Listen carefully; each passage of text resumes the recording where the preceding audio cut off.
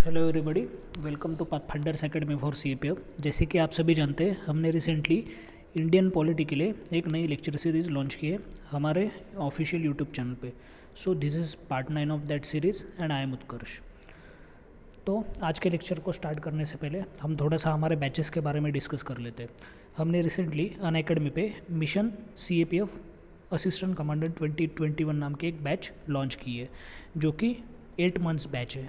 यहाँ पे हमारे well known tutors like ex assistant commandant Deva Gupta ma'am, ex assistant commandant Prashant Jagtap sir, Nitin Rathore sir and other well known tutors है। इसका time period 18 जन to 31 जुलाई। उसी के साथ पैरेलली हमने एक और बैच लॉन्च किए जिसका नाम है मिशन IBACIO 2021। यहाँ पे भी हमारे वेल नोन ट्यूटर्स है like ex assistant commandant Divya Gupta ma'am, ex assistant commandant Prashant Jagtap sir, Nitin Rathore sir and other well known tutors भी है। और एक और हमारी बैच अभी आने वाली है जिसका नाम है टारगेट CAPF 2021, जहाँ पे आपको दोनों पेपर CAPF के पेपर 1 एंड पेपर 2 इन दोनों को पढ़ाया जाएगा। यहाँ पे भी हमारे वेल नोन ट्यूटर्स आपको पढ़ाएंगे like ex assistant commandant Divya Gupta ma'am, ex assistant commandant Prashant Jagtap sir, Nitin Rathore sir and other well known tutor. तो जैसे कि आप सभी जानते हैं, जब आप अनअकैडमी पे एडमिशन लेते हो तो आपको फ़ी भरनी पड़ती है। तो उस टाइम अगर आप प्रशांत YT10 ये रेफरल कोड या फिर जिसको हम कूपन कोड कह सकते हैं, अगर ये आप वहाँ पे यूज़ करोगे तो आपको इंस्टेंटली वहाँ पे 10% डिस्काउंट मिल जाएगा आपके फ़ी में। तो ये जो प्रशांत YT10 ये जो कूपन कोड या फिर रेफरल कोड है, ये आपको आप IB में भी यूज़ कर सकते हो एज वेल एज जो हमारी करंट बैच चालू है मिशन CAPF AC 2021 यहाँ पे भी यूज़ कर सकते हो। Okay, so this code is valid for all 3 batches. So आज हम स्टार्ट करते हैं विथ यूनियन एग्जीक्यूटिव। और यूनियन एग्जीक्यूटिव में सबसे पहले आते हैं प्रेसिडेंट। ओके, तो यूनियन एग्जीक्यूटिव जो है वो बेसिकली हमारे कॉन्स्टिट्यूशन में उनको स्पेसिफाई किया गया है from article 52 to article 78 of part 6।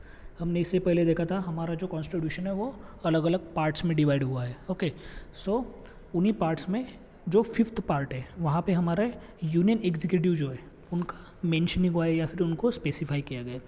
Of the constitution deal with the union executive.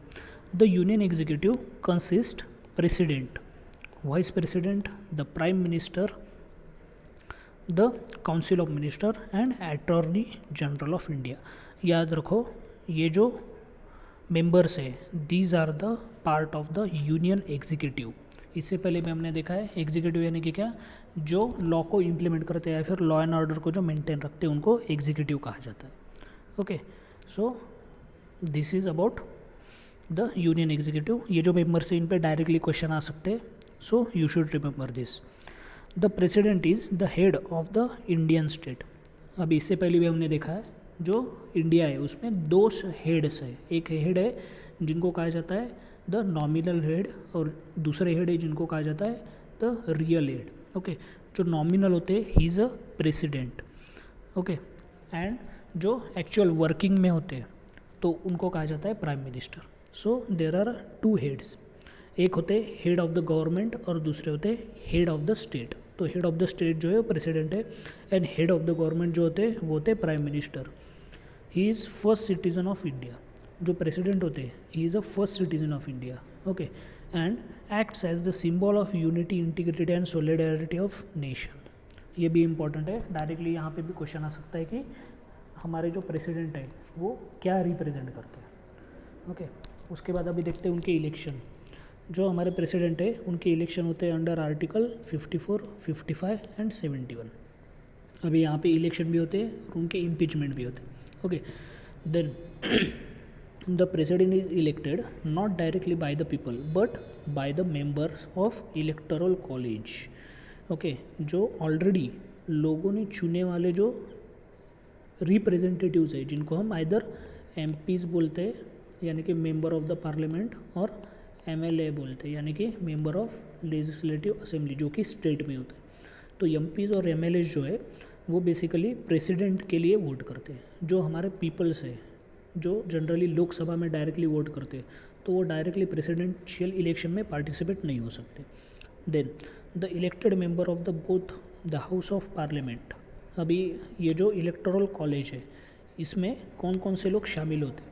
सबसे पहले elected members of both house of parliament, यानी कि राज्यसभा जो है हमारी वो एज वेल एज लोकसभा जो है हमारी वो, इन दोनों के जो इलेक्टेड मेंबर्स हैं वो दोनों भी यहाँ पे पार्टिसिपेट होते हैं। उसी के साथ elected member of the legislative assembly of state, जो स्टेट की लेजिस्लेटिव असेंबली है जिसको जनरली विधानसभा भी कहा जाता है, तो वहाँ पे इलेक्टेड हुए वाले members and the elected members of the legislative assemblies of union territory of Delhi and Pondicherry, यानी कि सिर्फ ये 2 यूनियन टेरिटरीज है जिनके फिर से इलेक्टेड मेंबर्स को ही यहाँ पे अलाउ किया जाता है। याद रखो, मोस्टली यहाँ पे इलेक्टेड मेंबर जो है उन्हीं को अलाउड किया जाता है, यहाँ पे नॉमिनेटेड मेंबर्स जो है उनको यहाँ पे अलाउड नहीं किया जाता।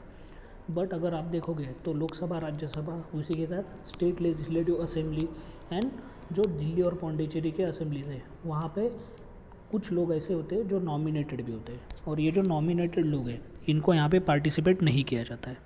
ओके, दस the nominated member of both the house of the parliament, the nominated members of the state legislative assembly, the members of both elected and nominated of state legislative council। याद रखो ये अलग है, जो स्टेट लेजिस्लेटिव काउंसिल है जिसको generally Vidhan Parishad कहा जाता है, तो उसमें बोथ इलेक्टेड एंड नॉमिनेटेड दोनों भी यहाँ पे इंक्लूड नहीं होते, बट असेंबली के होते, स्टेट असेंबली के होते, स्टेट लेजिस्लेटिव काउंसिल के नहीं होते। Okay, in case of the by cameral legislature, क्योंकि अभी इंडिया में बहुत सारे ऐसे स्टेट्स हैं जहाँ पे जैसा हम सेंटर लेवल पे देखते हैं कि राज्यसभा और लोकसभा, तो वैसा ही मॉडल उन स्टेट्स ने अपनाया है, जिनको एक हाउस को कहा जाता है विधानसभा, दूसरे को कहा जाता है विधान परिषद, यानी कि एक को कहा जाता है स्टेट लेजिस्लेटिव असेंबली और दूसरे को कहा जाता है state legislative council. And the nominated member of the legislative councils of Delhi and Pondicherry, mostly nominated members except state legislative council, जहाँ पे इलेक्टेड मेंबर्स भी यहाँ पे इंक्लूड नहीं किए जाते। तो इनको छोड़ के जो भी इलेक्टेड मेंबर्स है उन सबको वो इलेक्टोरल कॉलेज है, यानी कि एक ऐसा ग्रुप जो प्रेसिडेंट को वोट देगा, तो उसमें इंक्लूड किया जाता है। They do not participate in election of the president, whereas assembly is dissolved, the members cease to be qualified to vote in a presidential election even if fresh election to the dissolve assembly are not held before presidential election. यानी कि in short अगर कहा जाए तो अगर 5 साल बाद जो लोकसभा होती है वो अगर डिसॉल्व हो जाती है, तो उस टाइम पे अगर इनकेस प्रेसिडेंट के इलेक्शन भी होते हैं तो भी वहाँ के जो लोकसभा के मेंबर्स होंगे वो उस इलेक्शन में पार्टिसिपेट नहीं कर सकते।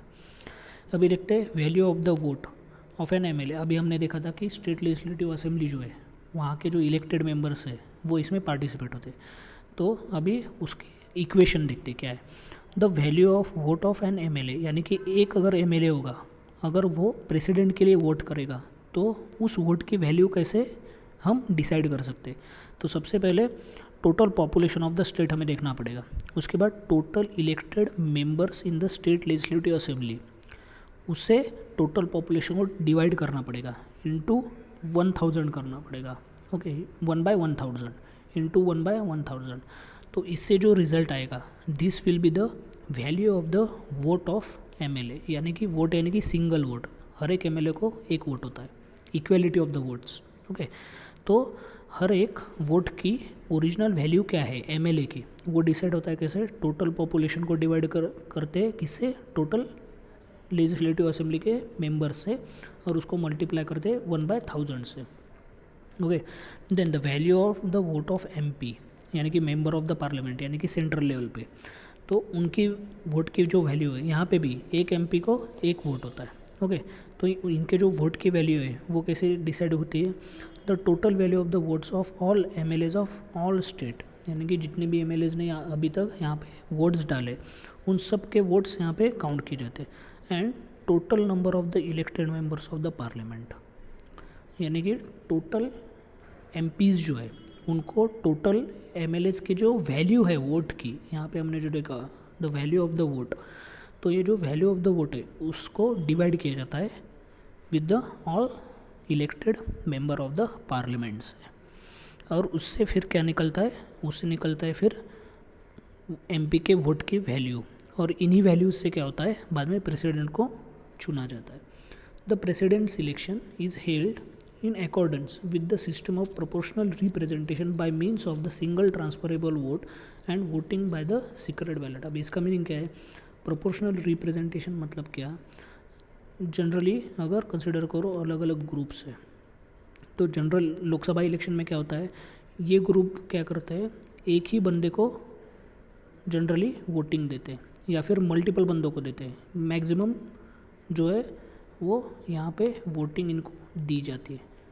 ओके, बट इन सब में, इन दोनों में अगर कंसिडर करेंगे तो इन दोनों में जो ज़्यादा वोट लेके आएगा वो यहाँ पे चुन के आएगा. ये जनरल होता है हमारे लोकसभा इलेक्शन में. बट अगर यहाँ पे देखेंगे proportional representation by means of single transferable, यानी कि क्या है, फॉर एग्जांपल फिर से अगर यहाँ पे 2 कैंडिडेट खड़े हुए और उनको वोट करने वाले 4 लोग हैं.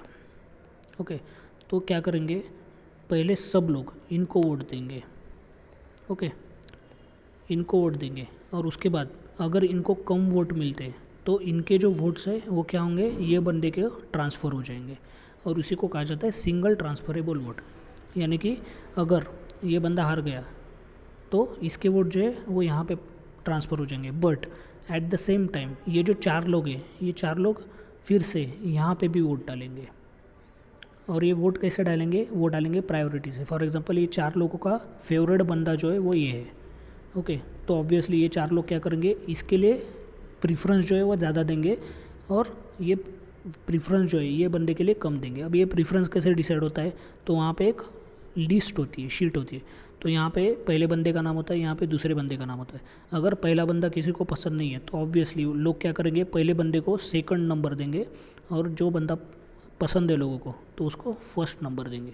ओके, तो इससे क्या हो जाएगा, जो सेकंड नंबर का बंदा है जिसको एक्चुअल फर्स्ट नंबर मिला है 4 लोगों से, ये जो 4 लोग हैं इनसे, तो ये बंदा एज अ प्रेसिडेंट चुन के आएगा. And this is nothing but the proportional representation of the single transferable vote and voting by secret ballot. अभी वोटिंग बाय सीक्रेट बैलेट मतलब क्या, किस बंदे ने किस कैंडिडेट को वोट किया है ये बाहर नहीं समझ में आता है. Okay, and that's why this is the secret voting. और ये वोटिंग जो होती है वो होती है बैलेट पेपर से और वो बॉक्स में डाले जाते हैं. That's why this is called as secret ballot. Each member of the electoral college is given only 1 ballot paper. एक बैलेट पेपर दिया जाता है और एक ही बार वोट कर सकते हो, यानी कि equality of the votes. The voter while casting his vote is required to indicate his preference. जैसा कि हमने देखा यहाँ पे कि पहला भले कैंडिडेट पहला है, फर्स्ट है, बट उसको प्रेफरेंस जो है वो लोग सेकंड प्रेफरेंस भी दे सकते हैं. Okay, by marking 1 2 3 4 etcetera against the name of the candidate. This means that the voter can indicate as many preferences as there are candidate in fray. All doubts and disputes in connection with the election of the president are inquired into and decided by Supreme Court whose decision is final. सबसे important चीज़ यहाँ पे directly question आ सकता है कि जो भी issues होंगे president के इलेक्शन के बारे में वो सब के सब कहाँ पे जाएंगे, वो जाएंगे सुप्रीम कोर्ट के पास और सुप्रीम कोर्ट का डिसीजन जो है वो फाइनल होगा यहाँ पे. देन अभी देखते हैं qualification, oath and condition. Qualification for election of the president. A person to be eligible for election as a president should fulfill following qualifications. क्या क्या है, he should be citizen of India, primary. Then he should have completed 35 years of his age, यानी कि 35 year के आगे वाले, यानी कि बियॉन्ड 35 ईयर्स जो पीपल है वो इस इलेक्शन को खड़े रह सकते.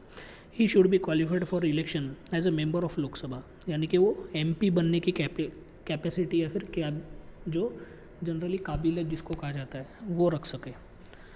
फिर वो लोकसभा का मेंबर जो है एज अ चुन के भी आ सकता है या फिर वो डायरेक्टली एज अ प्रेसिडेंट भी चुन के आ सकता है. कभी कभी क्या होता है, जो लोकसभा का मेंबर है वो एज अ MP चुन के जाता है, बट जब उसको प्रेसिडेंट डिक्लेयर किया जाता है या फिर प्रेसिडेंशियल रेस में वो सेलेक्ट हो जाता है या फिर इलेक्ट हो जाता है, तो उसके बाद जो वो सीट होती है वो उसको वैकेट करनी पड़ती है और वहाँ पे फिर से बाय पोल्स होते हैं जहाँ से वो प्रेसिडेंट जो नया बना हुआ कैंडिडेट है वो वहाँ से जीत के आया था. Okay, as a MP of the Lok Sabha. Then he should not hold any office of profit under the union government और एनी स्टेट गवर्नमेंट और एनी लोकल अथॉरिटी और एनी अदर पब्लिक अथॉरिटी. कोई भी ऑफिस ऑफ प्रॉफिट, यानी कि ये जो candidate होगा जो प्रेसिडेंसी के लिए खड़ा रहेगा वो कहीं पे भी एज MD या फिर एज अ डायरेक्टर वर्क नहीं करना चाहिए. Okay, that is the office of profit. Then a security deposit of 15,000 has to be deposited with the RBI. यानी कि RBI के पास सिक्योरिटी डिपॉजिट जो है वो जो कैंडिडेट प्रेसिडेंशियल इलेक्शन के लिए खड़ा होगा उसको देना पड़ता है. देन ओथ और affirmation by president. Before entering his office the president has to make and subscribe to oath or affirmation. In his oath, the president swears to faithfully execute the office, to preserve, protect, defend the constitution and the law, then to devote himself to service and well-being of the people of India. The oath of office of president is administered by chief justice of India. अभी हमने देखा जो president के election के issues होंगे वो supreme court जाएंगे, और जो प्रेसिडेंट होता है उनको ओथ कौन देता है, वो देते हैं CJI, chief justice of India. अभी ये ओथ क्यों इम्पोर्टेंट है, क्योंकि जब कोई भी रिस्पॉन्सिबल ऑफिस या फिर कॉन्स्टिट्यूशनल ऑफिस या फिर कॉन्स्टिट्यूशनल अहदा उस पर अगर कोई बंदा जाता है तो वहाँ पे जाके वो करप्ट ना हो जाए, या फिर वहाँ पे जाके वो उसकी जो ओरिजिनल ड्यूटीज़ है जो उस पोस्ट के लिए इम्पोर्टेंट है और नेशन के लिए इम्पोर्टेंट है, तो वो जो ड्यूटीज़ है वो कम्प्लीटली फुलफ़िल कर सके. दैट्स वाई ये ओथ दी जाती. एंड इन हीज अब्सेंस, यानी कि अगर CJI नहीं हुआ तो द सीनियर मोस्ट जज of the supreme court available, any other person acting as a president और discharging his function of the president also undertake the similar oath और affirmation. अभी यहाँ पे कभी कभी VP भी आ जाते हैं, यानी कि वाइस प्रेसिडेंट भी आ जाते हैं. बहुत बार क्या होता है, प्रेसिडेंट अवेलेबल नहीं होते, या फिर प्रेसिडेंट का इलेक्शन नहीं होता, या फिर प्रेसिडेंट की डेथ हो जाती है. तो ऐसे टाइम पे जो वाइस प्रेसिडेंट है वो एज अ प्रेसिडेंट वर्क करते हैं, तो एट दैट टाइम उनको भी ओथ एंड अफर्मेशन लेना ही पड़ता है. Then conditions of the president's office. The constitution lay down the following conditions of the president's office. अभी वो क्या है, he should not be a member of either of house of parliament और house of state legislature. दोनों के वो member नहीं होने चाहिए. If any such person is elected as president he is deemed to have vacated his seat in that house on the date on which he enters upon the office of president. जैसे कि हमने अभी discuss किया था, जब कोई भी person, कोई भी बंदा एज अ MP किसी एरिया से चुन के आता है और उसके बाद वो एज अ प्रेसिडेंट डिक्लेयर किया जाता है, तो वो जहाँ से चुन के आया है, वो जो रीजन है वहाँ की जो सीट है उसको वैकेट करनी पड़ती है, छोड़नी पड़ती है, और वहाँ पे फिर से बाईपोल इलेक्शंस होते हैं. Okay. Then he should not hold any other office of profit, जैसा कि अभी हमने देखा था. Then he entitled without payment of rent to the use of his office residence. Official residence जो होता है जिसको कहा जाता है राष्ट्रपति भवन, वहाँ पे रहने के लिए प्रेसिडेंट को रेंट नहीं देना पड़ता. Okay. Then he is entitled to such emoluments, allowances and privileges as may be determined by the parliament. Okay, यानी कि इनकी जो पेमेंट वगैरह होती है, उन्हें जो अलाउंसेस मिलते हैं, उन्हें जो अलग अलग प्रिविलेजेस मिलते हैं. फॉर एग्जांपल अगर कंसिडर करेंगे प्रिविलेजेस में, तो मेनली इसमें आते हैं जो उनके डिसीजंस होते हैं उनको जनरली काउंटर नहीं किया जा सकता. ओके. उसी के साथ जो प्रेसिडेंट के डिसीजंस होते हैं वो डिसीजन प्रेसिडेंट कैसे लेते हैं, with the advice of his council of minister. Okay. Then his emolument and allowances can not be diminish during his term of office. यानी कि एक बार अगर डिसाइड हो गया कि particular amount of the payment जो है वो प्रेसिडेंट को देनी ही पड़ेगी, तो उसके बाद जब प्रेसिडेंट सर्विंग होंगे, यानी कि जो 5 साल का टाइम पीरियड होता है, उस टाइम पीरियड में जब प्रेसिडेंट सर्विंग होंगे वहाँ पे ऑन दैट पोजीशन और ऑन दैट पोस्ट, तो वहाँ पे उनके जो पेमेंट्स होंगे, अलाउंसेस होंगे, उनको कम नहीं किया जा सकता. Okay. In 2018 the parliament increase the salary of the president from 1.50 lakh rupees to 5 lakh per month. 5 lakh per month जो है, this is the current salary और the current allowances of the president of India. Okay. So I hope आज का lecture आपको समझ में आया होगा. फिर से एक बार हम रिवाइज कर लेते हैं. सबसे पहले हमने देखा था जो आर्टिकल्स है यूनियन एग्जीक्यूटिव के, तो वो है स्टार्ट्स फ्रॉम 52 टू 78. उसमें हमने देखे कौन कौन एज ए यूनियन एग्जीक्यूटिव वहाँ पे कंसिडर किए जाते हैं, like president, vice president, prime minister, council of minister, attorney general of India, इतने सारे लोग वहाँ पे as a union executive consider किए जाते हैं। उसके बाद हमने देखा था प्रेसिडेंट का इलेक्शन, उसके लिए आर्टिकल भी देखे थे हमने। उसके बाद हमने देखा था इलेक्टोरल कॉलेज, उस कॉलेज में यानी कि उस ग्रुप में, इलेक्टोरल कॉलेज अगर समझने को डिफिकल्ट जाता है तो इलेक्टोरल ग्रुप कंसिडर करो, यानी कि ऐसा ग्रुप जो प्रेसिडेंशियल कैंडिडेट्स को वोट करेगा और वो जो मल्टीपल कैंडिडेट्स होंगे और उसमें से कोई भी एक कैंडिडेट एज अ प्रेसिडेंट वहाँ पे चुन के जाएगा। ओके, तो उसके बाद हमने देखा था इलेक्टोरल कॉलेज, उसमें mainly MP and MLA involve होते हैं। उसमें भी हमने देखा मेनली वहाँ पे जो इलेक्टेड लोग हैं वो इन्वॉल्व होते हैं, बट उसमें हमने एक एक्सेप्शन देखा था, वो एक्सेप्शन था स्टेट लेजिस्लेटिव काउंसिल का।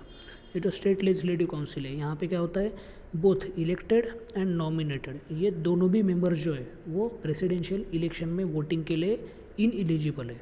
ओके, वो प्रेसिडेंशियल इलेक्शन में वोट नहीं कर सकते। ये एक एग्जाम्पल है, या फिर जिसको हम एक्सेप्शन भी बोल सकते हैं। ओके, तो यहाँ पे डायरेक्टली क्वेश्चन भी फॉर्म हो सकता है कि वो पूछ सकते हैं, जो 3-4 स्टेटमेंट देंगे उनमें कि जो elected members of the state legislative council can vote in the presidential election, but actual that statement would be a wrong statement. Okay, उसी के साथ दिल्ली और पौंडीचेरी जो है, these are the only 2 union territories जहाँ से सिर्फ इलेक्टेड मेंबर जो है वो जो इलेक्टोरल कॉलेज है या फिर ग्रुपिंग है वहाँ में इन्वॉल्व हो सकते हैं या फिर वहाँ पे वोटिंग कर सकते हैं। ओके, बाकी के जितने भी यूनियन टेरिटरीज है वहाँ पे लेजिस्लेटिव काउंसिल अभी तक नहीं था। ओके, अभी J&K जो है, जिसको नई यूनियन टेरिटरी बनाया है, वहाँ पे लेजिस्लेटिव काउंसिल या फिर लेजिस्लेटिव असेंबली आने वाली है। ओके, बट इससे पहले सिर्फ दिल्ली एंड पौंडीचेरी में था, तो उसकी वजह से वहाँ पे जो इलेक्टेड मेंबर्स होंगे वो ये जो वोटिंग होगी वहाँ पे पार्टिसिपेट कर पाएंगे। ओके, देन हमने देखा था अगर लोकसभा डिसॉल्व हो रही है तो उस टाइम पे भले ही प्रेसिडेंट के इलेक्शंस हो रहे हैं, बट स्टिल जो MPs होंगे जो लोकसभा में चुन के आए थे, तो वो वहाँ पे भले ही वो इलेक्टेड होंगे बट वो वहाँ पे वोटिंग के लिए इनएलिजिबल होंगे। ओके, उसके बाद हमने देखा था सिंगल वोट की वैल्यू किसकी, MLA की क्या होती है, उसके लिए ये फॉर्मूला है, डायरेक्टली ये फॉर्मूले पे क्वेश्चन आ सकता है। उसके बाद हमने देखा था एक वोट की वैल्यू किसकी, MP की। ओके, और ये MP की वैल्यू वोट की और MLA की वैल्यू वोट की, इन दोनों को मिलकर अल्टीमेटली फिर वहाँ पे इलेक्शन लड़ा जाता है या फिर जो वोट्स मिलते हैं उनकी वैल्यूज़ को डिसाइड किया जाता है और उसके हिसाब से फिर बाद में किस कैंडिडेट को ज़्यादा वैल्यू वाले वोट मिले वो डिसाइड किया जाता है और उसको एज अ विनर डिक्लेयर किया जाता है। ओके, उसके बाद प्रेसिडेंट के इलेक्शन के बारे में मैंने थोड़ा सा देखा था, जो उनका इलेक्शन का टाइप है वो कौन सा टाइप है, सिस्टम ऑफ प्रोपोर्शनल रिप्रेजेंटेशन, यानी कि अगर मल्टीपल वहाँ पे कैंडिडेट्स होंगे तो उनको प्रोपोर्शन में वोट्स मिलेंगे। ओके, और उसी के साथ bye means of single transferable vote. अभी हमने देखा था कि सिंगल ट्रांसफरेबल वोट मतलब वो जो प्रेफरेंस होता है कैंडिडेट को देने वाला, बस वही प्रेफरेंस, और जो कैंडिडेट सबसे पहले निकल जाता है, आउट ऑफ द रेस हो जाता है, तो उसके जो वोट्स होंगे वो दूसरे वाले कैंडिडेट के पास ट्रांसफ़र हो जाते हैं और इसी को कहा जाता है सिंगल ट्रांसफरेबल वोट। और ये जो वोटिंग होती है कैसे होती है, थ्रू सीक्रेट बैलेट। तो ये 3 वर्ड इस स्टेटमेंट में इंपॉर्टेंट है। सबसे पहला है सिस्टम ऑफ प्रोपोर्शनल रिप्रेजेंटेशन, दूसरा है सिंगल ट्रांसफरेबल वोट और तीसरा है सीक्रेट बैलेट। ओके, तो दीज 3 वर्ड्स आर इम्पॉर्टेंट, यहाँ इस पे भी डायरेक्टली क्वेश्चन आ सकता है। ओके, उसके बाद हमने देखा था अगर प्रेसिडेंशियल इलेक्शन में कोई डिस्प्यूट होता है, किसी को वहाँ पे ऑब्जेक्शंस है, तो वो किसके पास जाएंगे, वो जाएंगे सुप्रीम कोर्ट के पास। यहाँ पे क्वेश्चन में डाल सकते हैं जो एग्जामिनर्स है वो कि यहाँ पे इलेक्शन कमीशन के पास जाया जाएगा। Okay, but election commission is not authorized to take decision on these elections. Okay, तो ये अथॉरिटी किसके पास है, सुप्रीम कोर्ट के पास है, और सुप्रीम कोर्ट का जो डिसीजन है वो फाइनल डिसीजन है। ओके, जनरली क्या होता है, फॉर एग्जांपल अगर कंसिडर करेंगे हाई कोर्ट ने अगर कोई डिसीजन दिया तो उसके ऊपर सुप्रीम कोर्ट ने फिर से अपील हो सकती है, बट यहाँ पे कोई भी अपील नहीं होगी, यहाँ पे सुप्रीम कोर्ट का डिसीजन फाइनल डिसीजन रहेगा। उसके बाद हमने देखे थे क्वालिफिकेशन क्राइटेरियाज, जो भी प्रेसिडेंशियल वोटिंग के लिए या फिर प्रेसिडेंशियल इलेक्शन के लिए जो क्वालिफिकेशन क्राइटेरियाज है वो। ओके, तो उसमें हमने टोटल अराउंड 5 क्राइटेरियाज देखे थे। ओके, उसके बाद हमने देखा था ओथ, प्रेसिडेंट को जो है वो ओथ लेता है। तो ओथ क्यों लेता है? तो बेसिकली जो भी वहाँ पे प्रेसिडेंशियल पोस्ट पे, यानी कि जो कॉन्स्टिट्यूशनल पोस्ट मानी जाती है, तो उस पर जो भी व्यक्ति बैठेगा तो उसके ऊपर पूरे नेशन की जिम्मेदारी है, because he is a head of state and he is also first person of the India या फिर first citizen of the India हम बोल सकते हैं। ओके, तो due to that he has a big responsibility, और उस बिग रिस्पॉन्सिबिलिटी को सक्सेसफुली डिस्चार्ज करने के लिए, उसको सक्सेसफुली हैंडल करने के लिए उसको ओथ दी जाती है। ओके, तो ये जो ओथ देने वाले पर्सन होते हैं वो होते हैं चीफ जस्टिस ऑफ इंडिया, यानी कि सुप्रीम कोर्ट ही डायरेक्टली यहाँ पे इन्वॉल्व है। सुप्रीम कोर्ट के अलावा कौन सी भी अथॉरिटी जो है इंडिया की वो डायरेक्टली यहाँ पे इन्वॉल्व नहीं हो सकती। यहाँ पे जो अथॉराइजेशन है वो मिला है सिर्फ सुप्रीम कोर्ट को। ओके, फिर वो डिस्प्यूट के बारे में हो या फिर वो ओथ के बारे में हो। ओके, उसके बाद जो हमने देखा था, अगर वहाँ पे chief justice of India absent है तो फिर क्या होगा, वहाँ पे सीनियर मोस्ट जज जो है, जो कोई भी सुप्रीम कोर्ट का सीनियर मोस्ट जज है, जो कोई भी वहाँ पे अवेलेबल है, उसके पास ये जो ओथ देने की अथॉरिटी है वो ट्रांसफ़र होगी या फिर उसको दी जाएगी। ओके, तो ये एक इम्पॉर्टेंट ट्रिकी पॉइंट है, उसकी वजह से हम इसका रिवीजन कर रहे हैं, तो ये याद रखो, इस पर भी डायरेक्टली क्वेश्चन फॉर्म होने के चांसेस है। उसके बाद हमने देखे थे condition for the president's office. Condition यानी कि क्या, जब कोई व्यक्ति प्रेसिडेंट बनता है तो कौन से अलग अलग अलाउंसेस है, कौन से अलग उनके लिए प्रिविलेजेस है, वो बेसिकली यहाँ दिया गया है। ओके, तो उसमें हमने देखा था सबसे पहले कि जो भी प्रेसिडेंट बनेंगे वो उससे पहले कौन होंगे, वो उससे पहले होंगे एमपी।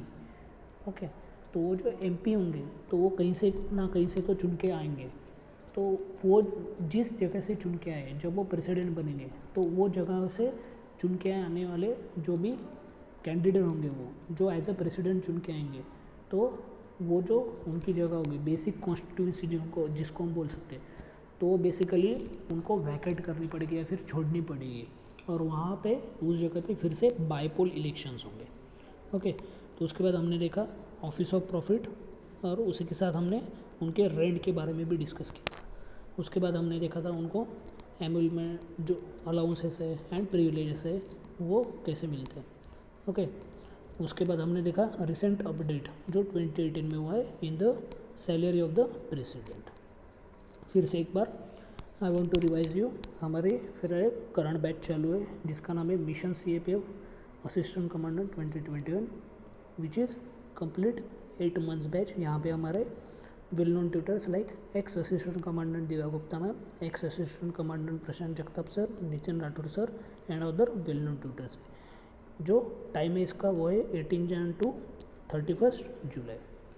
उसी के साथ पैरेलली हमने मिशन IBACIO 2021 नाम की बैच भी लॉन्च किए। यहाँ पे भी हमारे well known tutors like ex assistant commandant Deva Gupta ma'am, ex assistant commandant Prashant Jagtap sir, Nitin Rathore sir and other well known tutors हैं। तो यहाँ पे भी आप प्रशांत YT10 ये जो कूपन कोड या फिर रेफरल कोड है, जब आप फ़ी पे करोगे अनअकैडमी पे, उस टाइम अगर ये आप वहाँ पे यूज़ करोगे तो आपको इंस्टेंटली 10% डिस्काउंट मिल जाएगा। ओके, जैसे कि हमने स्टार्टिंग में डिस्कस किया था। एट द सेम टाइम हमारी एक बैच लॉन्च होने वाली है जिसका नाम है टारगेट CAPF 2021। यहाँ पे आपको दोनों पेपर्स की पेपर 1 और पेपर 2 की तैयारी करने को मिलेगी। यहाँ पे भी हमारे well known tutors like ex assistant commandant Deva Gupta ma'am, ex assistant commandant Prashant Jagtap sir, Nitin Rathore sir and other well known tutors हैं। तो ये बैच जो है ये 1 फेब से स्टार्ट होगी टिल द 31 जुलाई।